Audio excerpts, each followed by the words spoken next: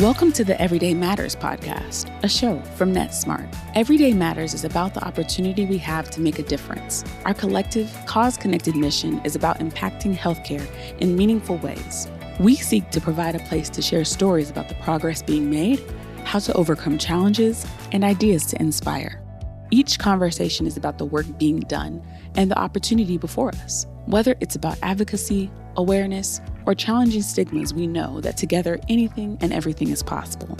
Let's get into the show where we learn from yesterday in pursuit of tomorrow. Here, we all work to ensure every day matters.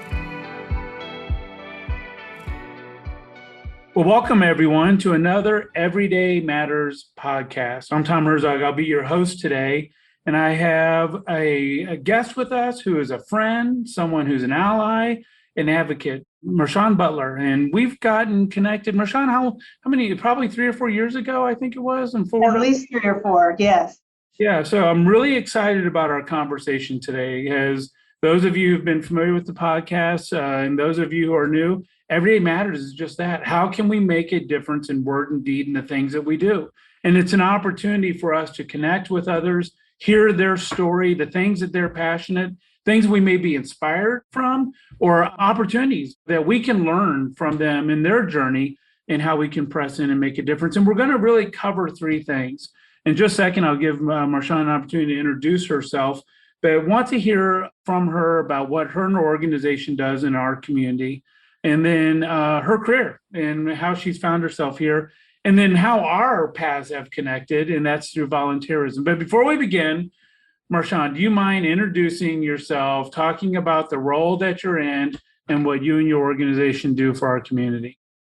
Absolutely. Thanks so much, Tom. And I'm so grateful for the opportunity to speak with you and the audience today.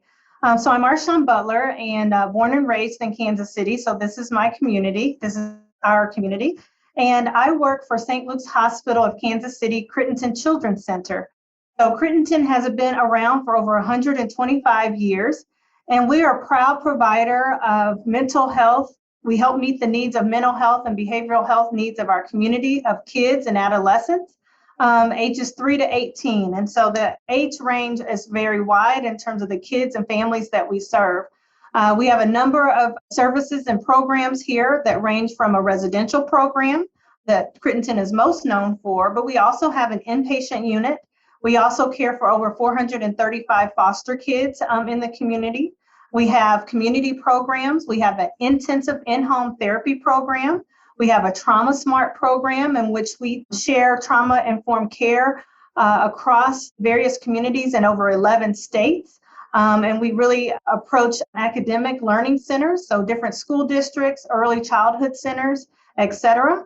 And then we have a substance use intensive outpatient program that we also have and have had in the community for a number of years. So again, Crittenton is here to meet the needs of the community for those who are struggling with behavioral mental health issues. We really try to have a focus on the pediatric population. And we know that that's not just caring for the kids, that's really helping the entire family. And so we're proud to provide that service in the community. Well, and I'll just say, and someone who's local to the community, and I don't know if you recall or if I told or shared this with you, I was actually once a volunteer at Crittenton Center. So I did not know. Oh, yeah. So it's something for us to talk about. And that's why I know the organization really well. And seeing you as part of the team and the work to do, I mean, it speaks for itself. The impact in our community, provide services and programs and knowledge and education and connection to help, young people as well as families and helping navigate their way forward. And I'd like to just talk about a couple of the things that you spoke about and probably topics that are on top of everybody's mind today. And I know you and I have had the opportunity to sit on a couple of different boards in our volunteer aspect. And let's begin with trauma-informed care, if you will. That's a word that if we were talking 5 years ago, I don't know if anybody outside of providing behavioral health or mental health services would really understand what that means. And there's a lot of listeners on our podcast who don't come from the medical field, especially on the Everyday Matters, but have a desire to want to get involved in the community. Trauma-informed care, what is that, and what exactly does your organization do to help people with trauma-informed care? Yeah, absolutely. And so trauma-informed care really embodies everything that we do at Crittenton. We take a very comprehensive approach, not only with how we work with our patients, our kiddos here, but how we work with one another as staff and peer. And then, like I shared, we do have a program, a formal program that uses a trauma-informed care approach and educating, if you will, school administrators, the teachers, everyone from the bus driver, including any assistants that are in the school, after school care providers, the nutritionists that work in the cafeteria, also the housekeeping staff, et cetera, to have a trauma-informed care approach. And so you ask, really, what does that mean? Yeah. And that means being mindful that different people or people have had different experiences of trauma in their life. Everyone has had trauma. And so we take a lens or approach to how to work with them, how to empathize, how to be supportive. And so one of the ways that we do that is we use approach in alignment with a car. And so you think about, where are you in that car? And so maybe how are you feeling that day? And you never know how trauma has influenced a person, either historically or perhaps in that moment. And so you think of being in the trunk of the car and people being in a state of fight or flight or really just maybe agitated perhaps. Then you think of yourself being in the back seat. What does a person need to do to maybe cope that day? Maybe they need connection. Maybe they need empathy. And then you think of yourself being in the front seat of the car. You're energized, you're ready to build connections, etc. And so that's one approach that we have shared when we're thinking of a trauma-informed care way of looking and working with people in different situations. But ultimately, trauma-informed care is being mindful that everyone has had trauma in their life. Everyone has been influenced differently. And how do we take the time to step away and work with them in the moment to help understand maybe what experiences they're having and be careful in how we're approaching and working with one another.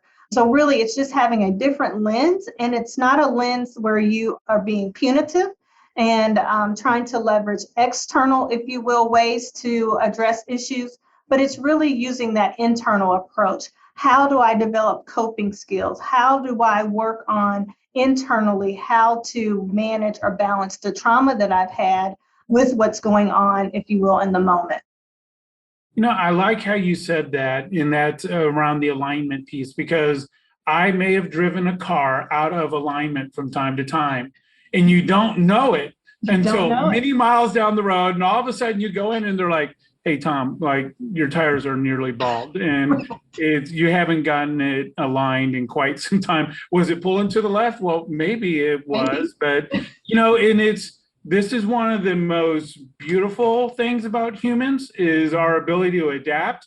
And it's also one of the things that maybe is frustrating because we adapt to those things. And instead of saying, you know what, it might be time for an alignment and to pause and to connect and say, how can I get down a better path? Because even though you're still going down the road, it's inefficient, not working well. It's causing some stress and damage to the vehicle. And I think your illustration is spot on, is people the same way. You know, I remember growing up, this wasn't even a thought. I mean, it was just kind of, you deal with it, you go with it. And now we understand that those moments in our story have shaped us in ways, sometimes for good and sometimes not. And when it didn't, it doesn't mean that it's the end. It just means, how do we address that to find that path forward and that we can overcome those things? And for some, it's not good. It's very tragic. It's very hard, very personal. And when it allows us to understand what our triggers are. Yeah. Right. And so something that happened 20 years ago, I may be fine with it, but it could be something like a visual or a scent that I may encounter that brings back this traumatic experience to the front of what I'm dealing with. And then I'm in the trunk of the car in that moment. Right. And so I am not able to respond. I'm not able to critically think. I am just going to probably become very reserved, not responsive. I'm just going to pull back and freeze. And so I'm just sharing that as an example. When we demonstrate or utilize the car, we're able to say, hey, Tom, where are you in the car today? And you can say, I'm in the front seat. I'm having a really good day. Or, you know what, I'm in the trunk right now, and I'm probably just going to have to take some time to really reflect on what's going on today or what I have on my plate today. Yeah, and I think it's one of those, I mean, you're introducing tools on how to have conversations, how to, you reference coping, listening, empathy, those types of things. And we're not always going to understand. One thing I've learned is I don't always understand. I've not necessarily been there, but I'm here right now. I want to connect with you. I want to be with you and help navigate in that journey. And I hear so much, and candidly, that's everyone who knows Crittenton Center, St. Luke's. I mean, that's what you all are very well known for in the community, is really being a leading edge around these thoughts that are helping our community find its way forward. So we'll come back to that in a second, but I want to shift and pivot to another question, and that is foster programs. What don't people know about foster programs, and what are some of the things that they don't understand around those? Because I think many people are aware of that, but they don't necessarily understand all that means, and maybe the journey that a child takes through that program these days and how you all help. So like I shared, we're one of the larger foster care programs with over 35 kiddos in our program that we provide case management for. And in terms of foster care management or foster care support or care, I would mention that there's foster care homes, in which you think of your traditional foster care home. But then there's also therapeutic foster care homes, in which those individuals have had special training, special education with how to work with individuals, kiddos that may have significant or complex behavioral mental health conditions. And so they have more capabilities to offer more of a therapeutic, if you will, environment. And so that is something I think that some people don't realize. And so when we think about foster care homes, there is a need for more foster care homes. And I don't think anyone's surprised by that. But there is an opportunity to get involved, to go through the training, which Crittenton does provide that type of education and training so that you can become a licensed foster care provider. And so when a child is going through that experience, often they're placed in a home that, that has become a foster care provider. But, the best placement is often with a relative or with a person that is related, a person that they know very well in their family. We know that the outcomes usually are better, but nonetheless, there are opportunities for the community to get involved, to be trained, to become foster care parents, and support those kids that are in need of that support. Now, in addition to that, like I said, in terms of process, the child would enter the foster care program, be united with a family, paired with a family, provided support, provided resources, et cetera. And Crittenton is a provider of care for those situations. So we provide inpatient support as well as residential support.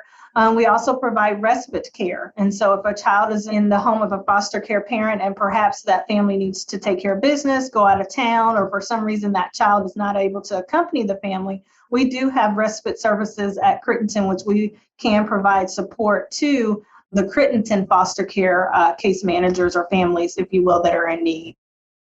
So this one that you just hit, without you and I even talking beforehand, this is exactly the path that I wanted you to go down in regards to foster programs. Because I think there's this very old school mindset a lot of people have that is just where you go place a child who doesn't necessarily have an ideal family or has a family.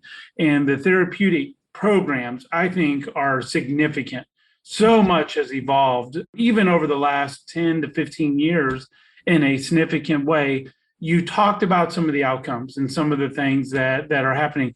What are some of the good things that you can share out of the evolution of these programs that have taken place over the last many years?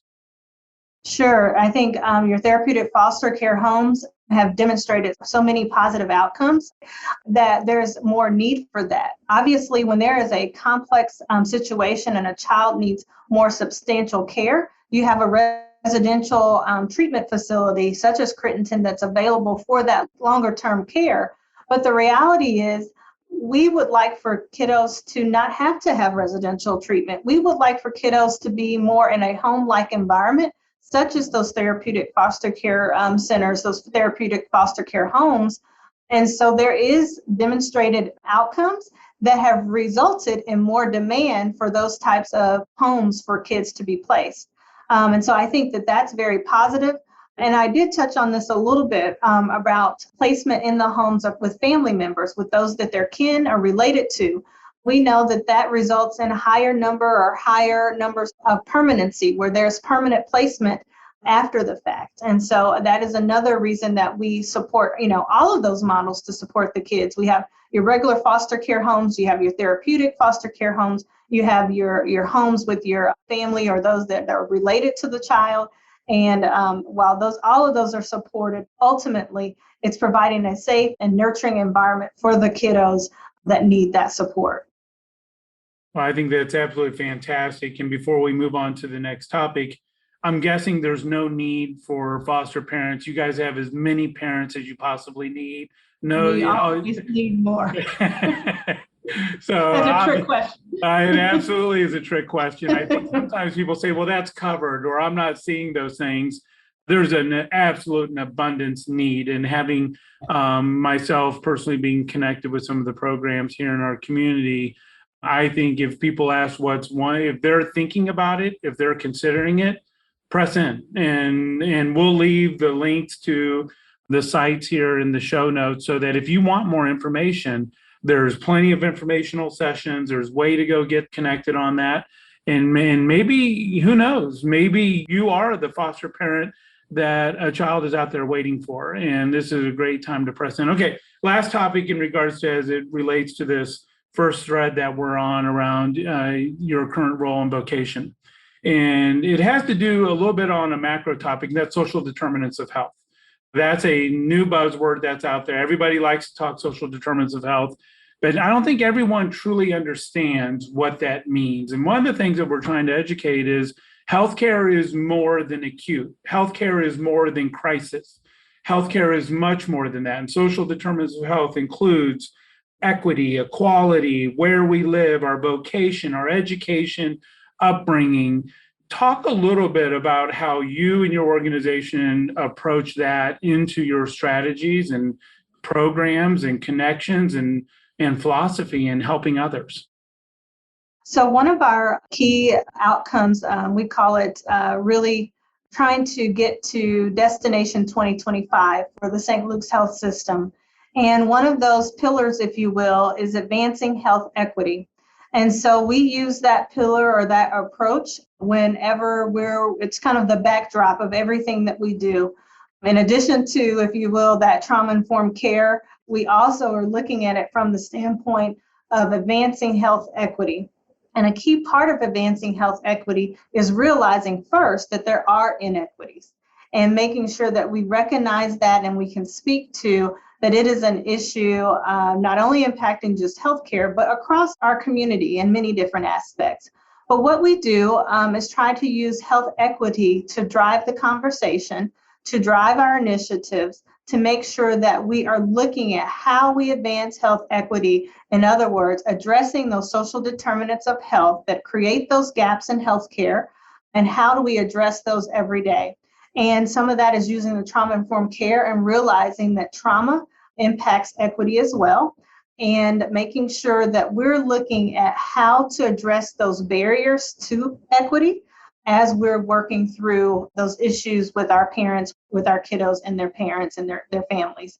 And so that takes many forms, Tom. That may be inclusive of recognizing that there may be issues or gaps such as transportation. There may be issues or gaps such as income that is preventing families from having a stable home or housing available to them. There may be food deserts that are creating, if you will, difficulties in having the proper nourishment for their kiddo to be able to perform or be able to do well in school. Not having that nourishment, we know that that is critical to have food, access to those daily things that we often take for granted. And so we make sure that we are looking at how we work with our families, how we work with one another, how we work with the community from a health equity perspective and closing those gaps. And so we always ask the question, are we not only meeting the needs of today, but are we helping to address health equity and making sure that we're providing access or enhancing access to the care that was originally sought or after. I absolutely love, I'm going to borrow so much of what you just said, because I think it's in a topic that can be polarizing for whatever reason. I think you just did a great job at connecting the challenge, the potential, and the opportunity of what comes together. And we all start off in different places in life. And I think connecting it even to the trauma-informed care, that some things have found us, some we have found, but they do shape us. And they do, sometimes they can be good, sometimes they can be daunting. Sometimes they can deny access, sometimes it isn't inclusive. And I think if there's a common ground that we can find today, it's that we all want a healthy and thriving community. We want to be a part of it. We want belonging. We want the opportunity to contribute and make a difference and write our best story. And you did such a beautiful job at bringing that together of what that means. And the conversation so many of us is trying to have is, how can we help everyone write their best story and be their best selves? And we can't do that without talking about these things and being able to address them head on. I thank you for doing. I'm going to borrow some of that and put that out there. I guess, before we segue to the next topic, because you look out, are we making progress? Are you seeing good things happen? Yes, I think absolutely seeing good things happen. COVID set us back many years, and there's no doubt. We've seen an increase in the number of kiddos that are experiencing suicide. We've seen an increase in the number of kiddos that are having anxiety and depression and all of those things. I saw a staggering statistic that 69% of parents said that COVID was the worst thing that ever happened to their kid. And so we know while those numbers are scary and daunting, we know that we are making progress. We're making progress because I have seen across the state of Missouri more organizations come together than ever before to collaborate. Whereas once before, we were competing with one another, competing with getting this kiddo from this area or raising our numbers in this area or adding the number of beds, et cetera. But now we're collaborating. We're coming together to recognize we cannot fix this problem alone. And so one, yes, we're making progress there in terms of just organizations coming together. Secondly, we're making progress because we're not afraid to talk about it anymore. Yeah. We're starting to reduce the stigma, reduce the barriers around saying, my child has this mental health issue, or better yet, I have this mental health issue. And so as a community, we're being able to address the stigma, really push it to the side and realize that oftentimes this is a child disease. It starts very early on.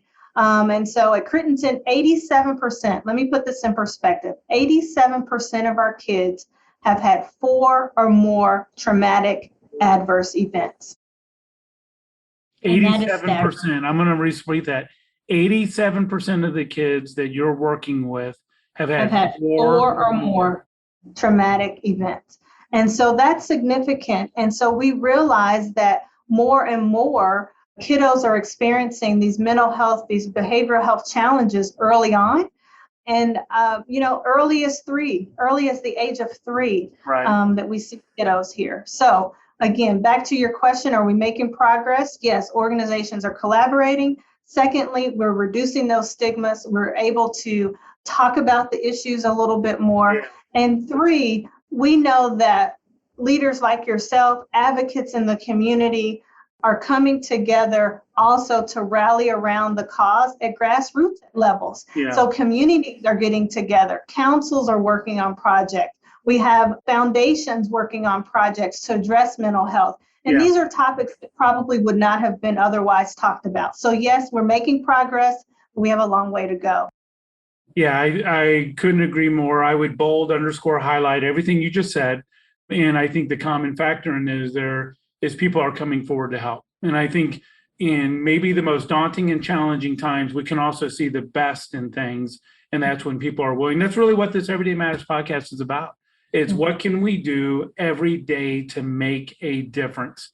Okay, I'm going to shift topics. So behind you, you and I are on video, and I see the be you, be true, love what you do. And I want to shift to a little bit of career focus. And, how did you find yourself in healthcare? What do you love about healthcare and what inspires you? I have always had a service attitude, and I share with people. I think it started as early as Girl Scouts when I was volunteering, and always had role models in front of me who were doing things in the community, and inherently it became a part of who I am. And so, with that spirit, I wanted to get involved with a career of helping others. Yeah. I knew I could not be at the bedside. I knew that. But nonetheless, I wanted to be involved in helping others do better, feel better every day. And so I started in healthcare over 25 years ago as an intern, which transitioned into working for two large healthcare systems here in Kansas City, one of which was a pediatric hospital for about 18 years. And so I, through that experience, knew that I wanted to work for kids and wanted to continue helping families, helping kids be successful. And so joined St. Luke's Health System in November of 2021.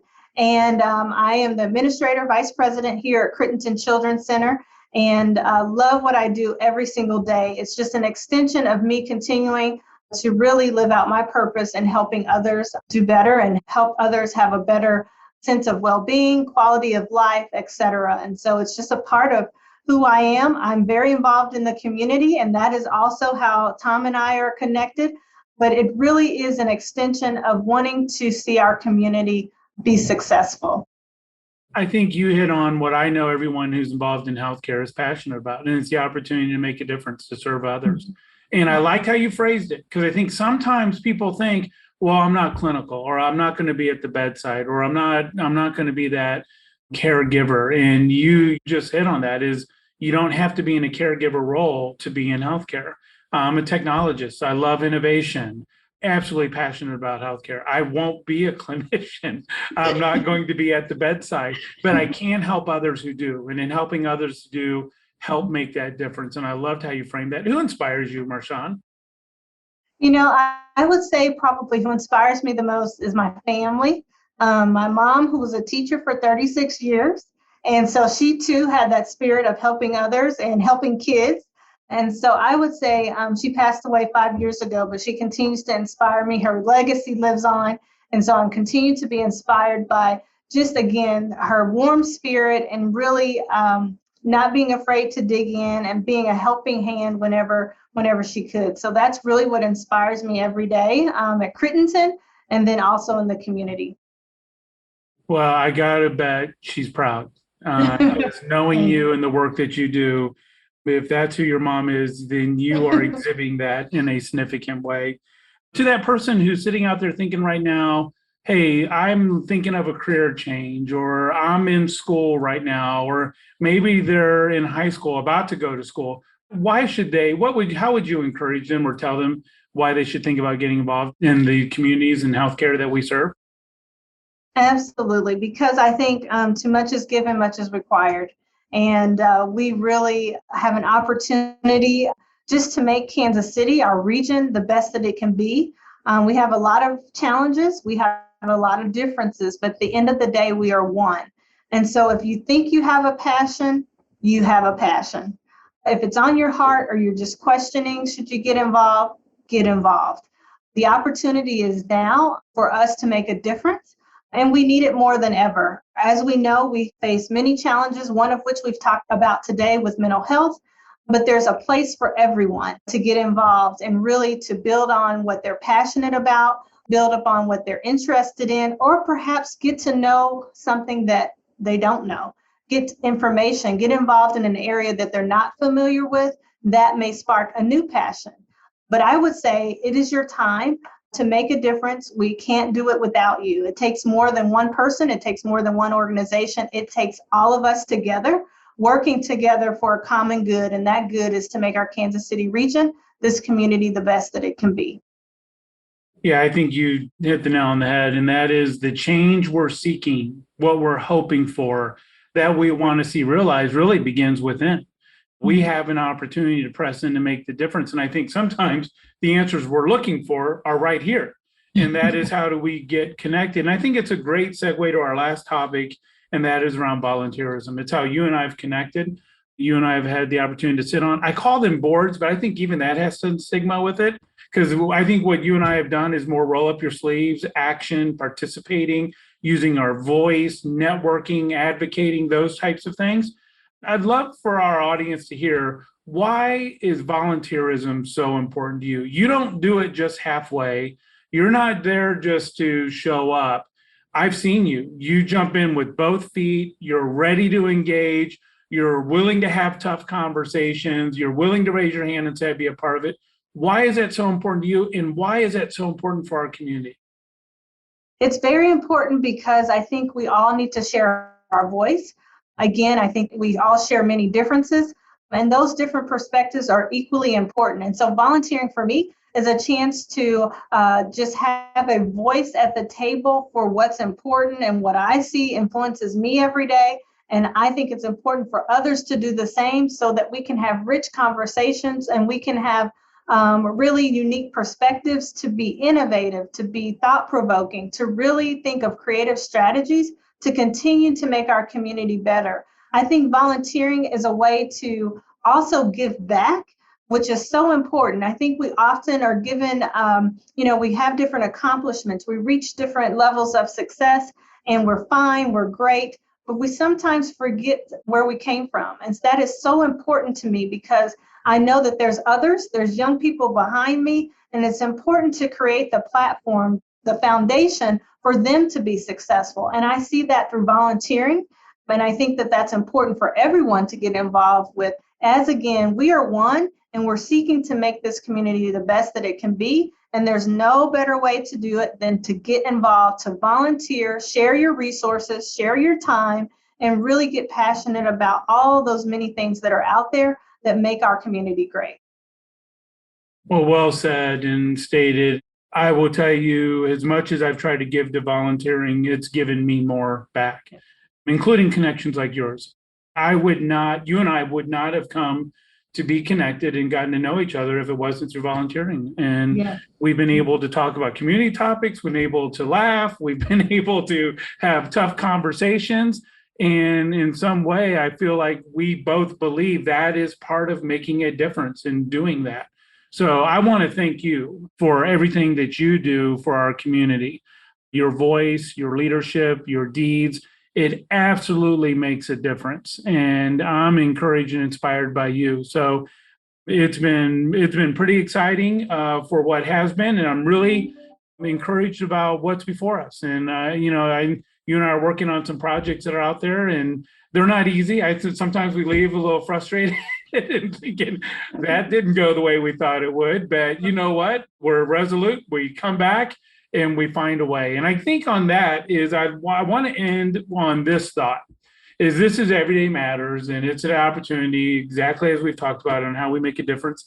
Marshaun, to our audience, what's a word, maybe a book, a movie, a story, a thought that you would want to give to our audience to encourage them in the pursuit to make a difference? Something that they're sitting there, maybe it's not the perfect day, maybe they're trying to find their way through. This is your opportunity to encourage and inspire them forward. I would say probably the word that comes to mind would be inspired. And the reason I picked that word is because while we can have challenges in front of us, I think it's important to be inspired and motivated for what's in front of us, the opportunity that's there. It may not be crystal clear, but we all should be inspired by the people that are coming behind us, the kids, the young people. We should be inspired that they have a bright future and that we can play a part in making that future successful for them.